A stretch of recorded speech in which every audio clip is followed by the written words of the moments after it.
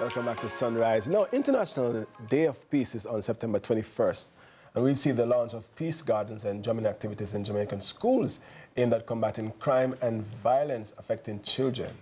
The initiative targeting about 100 schools, encouraging the development of dedicated spaces for conflict resolution and personal reflection. Joining us to tell us more is Chair of Violence Prevention Alliance, Dr. Elizabeth Ward. Welcome to Sunrise. Good morning. So good to have you. Yes, yes, awesome. We were talking in the news. We were reflecting on perhaps conflicted about the idea that peace in schools is a thing of the past, or should be a thing of the future. Let me speak it into being. So this initiative, we're celebrating International Peace Day. Tell us first about the celebration.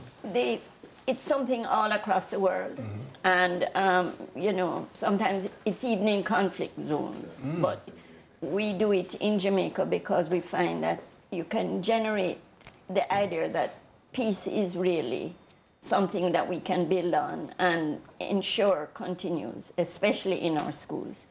So the theme this year is really special. It's building a culture of peace. So we're doing and using the day to launch out and to reach out to as many schools as want to enter the competition, to be part of it and establish peace gardens in their schools. I want to talk about the peace gardens for anybody who doesn't know what that is. I love the idea of it, even just the sound of it, the peace garden. You said it's creating a space for children to you know, have some conflict resolution, a physical place to actually go to. I love the concept. Can you explain it a little bit, and then we'll talk about the competition? It's very variable in its structure because different schools have different spaces. Sometimes they just do it around a tree. Other places fence off an area. They put in a fountain. They put in a few benches for them to sit down. But it's clean, it's green, it's quiet. You understand? And all the people in the school compound get involved. We've heard of, you know, security guards coming to help mix the cement, grandpas, you know, who minds the places, putting birds, feeding the animals that are in this space, you know, these sort of things. So it comes from within. They recycle old tiles to make pots. You know, they take broken tiles and make murals. They do peace gardens, but they also do math spaces and games for math and English within the garden. This is a pretty interesting, intriguing, I might add, initiative. You know, I wouldn't have thought about it, a peace garden. But how do you envision this, the garden symbolizing the idea of peace or non-violence in school? Well, it depends on us. We have to understand what peace is and the importance of quiet and the importance of green. Clean, green, quiet spaces that we do not, we use and we try and train people. There are things that we know help. You know, drumming circles are very important. Drumming is something that really, and that can happen there. Restorative justice circles. Just the counselors at school, the guidance counselors, using that space to put down a parent that comes in livid about something with their child, but they go and away from everybody, have a space to do it. And what happens is we have criteria, and we have a team of people that go out and judge a space. First of all, you have to register, so you must get all your schools to register between now and October the 11th. And send us a picture of the space, because we want to know that you don't have a beautiful garden already. The before and the after. You have the before and the after. And we're not just looking for beauty. We're measuring creativity. We're measuring the activity, looking at the types of activities that are there. We're looking at the feedback from the staff and the parents.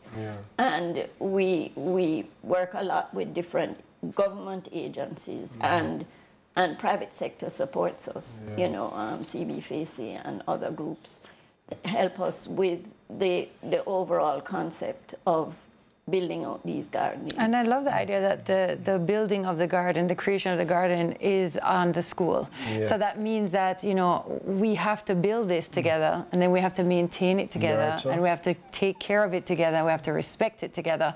And I think that in itself is such a wonderful symbol as well.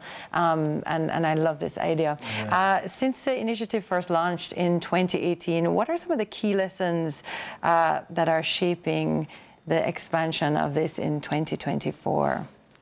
I think it's the working together with different agencies and encouraging people at the local level to use their own creativity. We all know how to find a quiet time, but there are other people who have a hard time, and we need to do that. So it's working across agencies, being able to build, understanding how, if there's a drought, what do you do? You know, and we saw not that as many trees as we wanted planted, maybe this year in 2018 and 2019.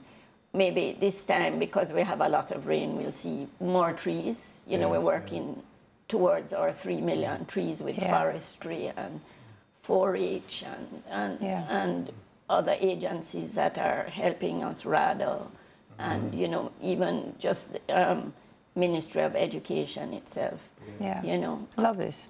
So those kind of things.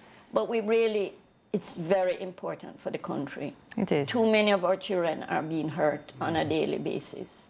And we need to find other ways of resolving our differences, of learning how to live together, and giving everybody, every child, every family an opportunity to thrive in peace. Well, let me tell you something. I know I speak on behalf of many parents and institutions that we welcome any idea that will instill the idea of peace in schools.